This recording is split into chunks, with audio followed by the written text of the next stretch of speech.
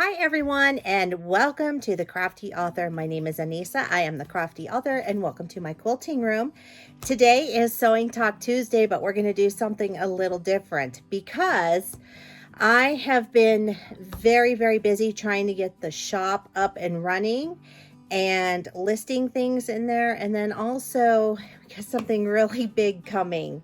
So I'm super excited. I can't tell you the surprise yet, but when it comes, you will be really surprised. And I cannot wait to share that with you because we're all gonna love it.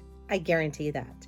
So I just kind of want to talk about some things that I've been doing, and then I have a video showing you what I've been up to, what I did yesterday with my husband and my son.